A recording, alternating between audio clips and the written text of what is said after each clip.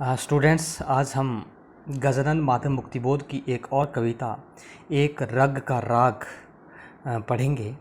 ये कविता उनके काव्य संग्रह भूरी भूरी खाक धूल से ली गई कविता है। एक रग का राग कविता में कवि जो है कहना चाह रहे हैं कि किस तरह से मनुष्य अपने आत्मा की आवाज़ को दबा देता है। इस भ्रष्ट व्यवस्था में वो दब जाती है या कुचल दी जाती है, दबा दी जाती है। किसी भी तरीके से उसकी जो आत्मा की आवाज़ है वो इस भ्रष्ट व्यवस्था ने दबा दी है। उसका चित्रण जो है वो किया है।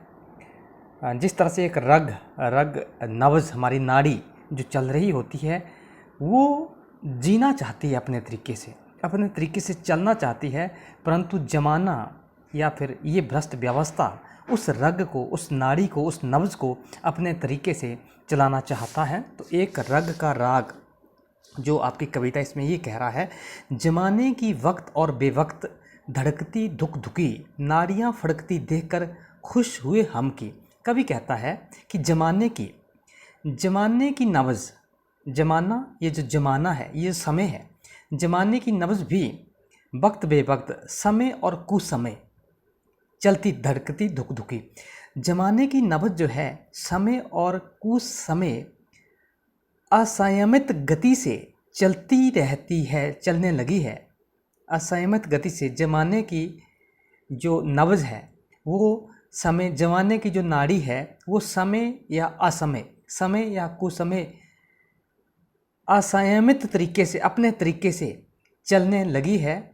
वो धड़कती है, वो कभी एकदम तेज़ी से धड़कने लग पड़ती है। धड़कती धुक धुकी वो जो नब्ज़ है वो कभी एकदम प्रवाह से ज़ोर से धड़कना शुरू कर देती है। और जब वो नाड़ियाँ फड़कती देखकर, जब वो नाड़ियाँ फड़कने लगती हैं तो कभी खुश होते हैं, कभी खुश हो जाता है कि अब इस व्यवस्था के खिलाफ जो है, जो जीने का तरीका है, लोग जो है उसके, उस व्यवस्था के खिलाफ होने लगे हैं और नाड़ियाँ भी फड़कने लगी हैं। उन नाड़ियों को फड़कता हुआ देखकर खुश हुए हम। कभी खुश होता है, क्यों खुश होता है? क्योंकि अब कभी सोचता है कि लोग जो हैं वो उत्तेजित हो रहे हैं, इस व्यवस्था के खिलाफ जो है आवाज़ उठा रहे हैं, इसलिए कभी खुश हो जाते हैं। और उसको लगता है, कवि को, बगासी और उमस के सवेद, बगासी होता है घुटन और गर्मी के सवेद होता है पसीना, उमस गर्मी, सवेद पसीना। बगासी होता है आपका घुटन, उमस होता है आपका गर्मी, सवेद होता है आपका पसीना। तो कवि को लगता है कि घुटन और गर्मी के पसीने से जो तरबतर भीगी हुई होता है, तरबतर उकताहट उदासी, जो उकताहट थी, जो उदासी थी, उचाहट, मन जो उचाहट हुआ था अब खत्म हो रही है, खत्म हुई। क्योंकि नाड़ियाँ फड़कती देखकर कभी खुश होता है, इसलिए खुश होता है, उसको लगता है कि अब बगासी उमस, अब जो घुटन और उमस के पसीने से तरबतर जो उकताहट थी, जो उदासी थी, उकताहट तथा उदासी थी, अब खत्म होने वाली है। और कुछ जोरदार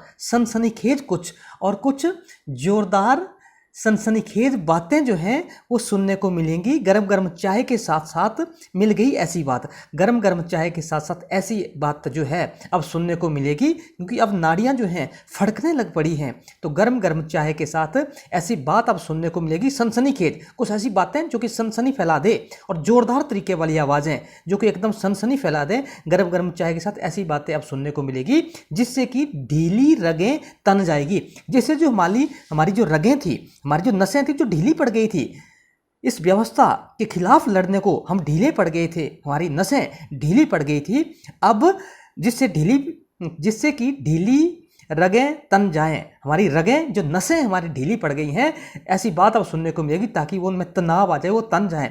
भीतर तनाव हो, वह विचारों का घाव हो। अब हमारे भीतर तनाव, ये ऐसा घटिन, ऐसी बातें अब सुनने को मिलेगी जिससे जो है हमारे अंदर तनाव, हमारे भीतर तनाव पैदा हो जाए और विचारों का घाव हो, और विचारों के घाव, हमारे मन के अंदर विचारों के घाव जो हैं वो पैदा हो जाएं कि दिल में एक चोट हो, आए दिन ठंडी इन रगों में।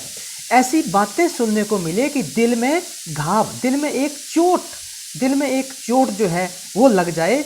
आए दिन ठंडी इन रगों को गर्मी की खोज है।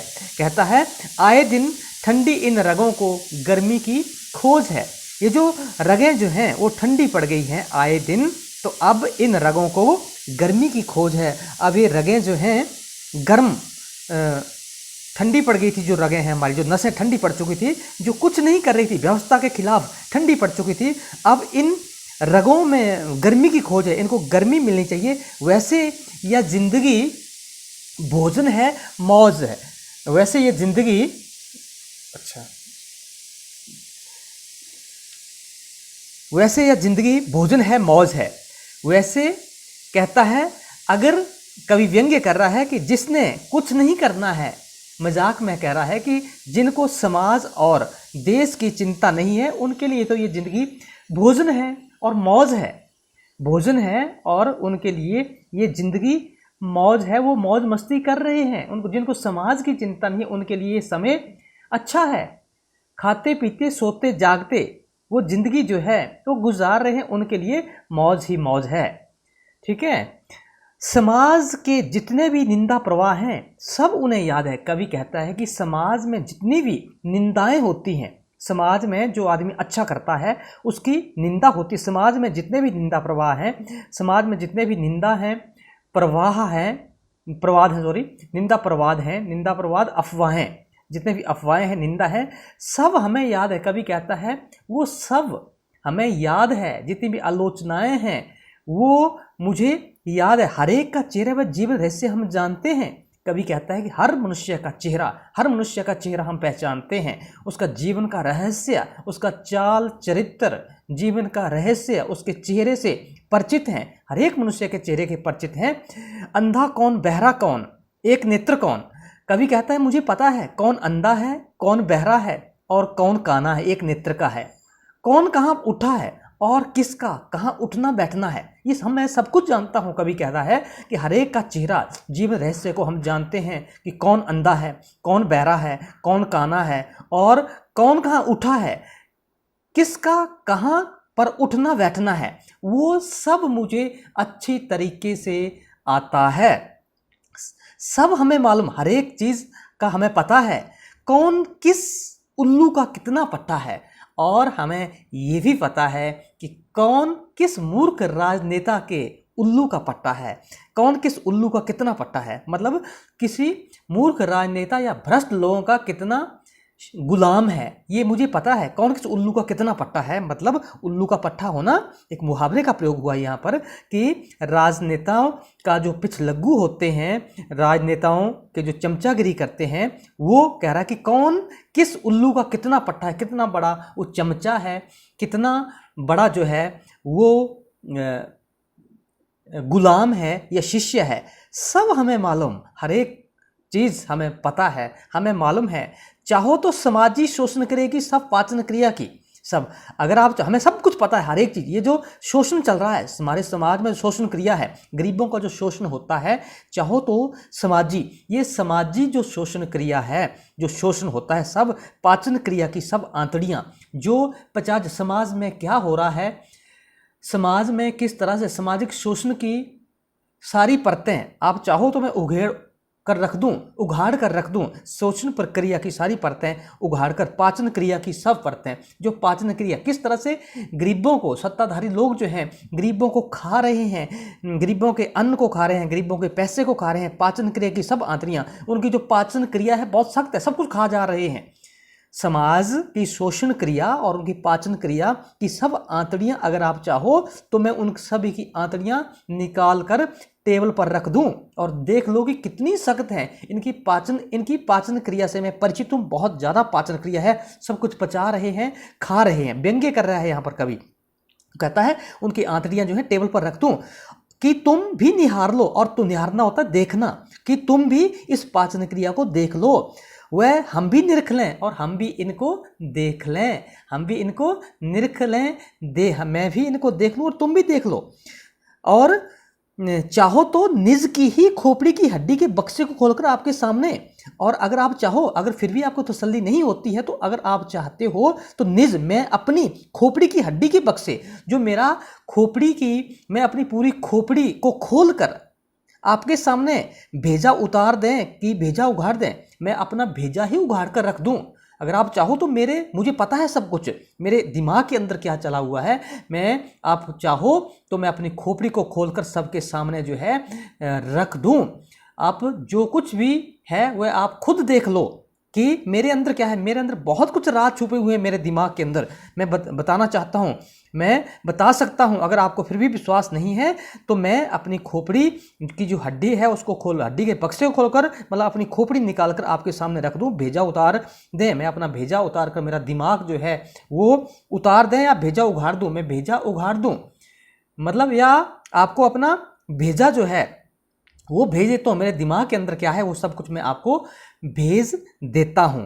कवि यहाँ पर कह रहा है कि अगर मुझे श्वसन क्रिया का, पाचन क्रिया का सब कुछ पता है, फिर भी आपको विश्वास नहीं होता है, तो मैं भेजा जो है वो उघाड़ कर आपको जो है भेज देता हूं, ताकि आप देख लो, या फिर आप चाहें तो मैं सारी की सारी आंतड़ियां उनकी निकाल दूं, उनकी श्वसन प्रक्रिया की।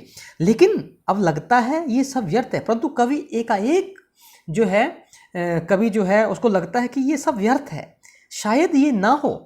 लेकिन अब लगता है ये सब व्यर्थ, ये जो मैं बता रहा हूँ सब कुछ व्यर्थ है, क्योंकि पी जहर या, क्योंकि जी जहर या, क्योंकि अब तो जहर पीने की, अपमान सहने की आदत सी पड़ गई है, क्योंकि जी जहर या, अब इस जहर में ही जीने की आदत पड़ गई है। अब तो अपमान सहने की, ग्लानि सहने की आदत पड़ गई है, और इस अपमान को, इस जहर को, क्योंकि जी जहर, इस जहर के साथ ही हम जीने लग पड़े हैं। अपमान, ये जो अपमान है, जमाने का अपमान, शोषण प्रक्रिया है, वो उसकी आदत सी पड़ गई है, क्योंकि और इसी जहर में जीना सीख लिया है। इस अपमान को सहना हमने, इस ग्लानि को, जहर को पीकर हमने ये इसमें सीख गए हैं। सुन हुई नाड़ियाँ, इस जहर को पीकर हमारी नाड़ियाँ भी सुन्न पड़ गई हैं, हमारी धमनियाँ, हमारी नब्ज सुन्न पड़ गई है। गई आब, आब होता चमक, अब चमक जो है वो चली गई है, पानी गया सब सूख, और सारा का सारा पानी जो है सब सूख गया है, स्वाभिमान जो है वो जाता रहा है। हृदय में उदासी की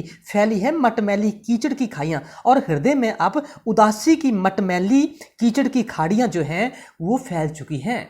अब तो दिल में उदासी की मटमैली कीचड़ की खाड़ियाँ जो हैं वो फैल गई हैं। चक्के टूट गए हाय, और चक्के जो हैं, अब जीवन के जो रथ के चक्के जो हैं, रथ के पहिए जो हैं वो टूट गए हैं।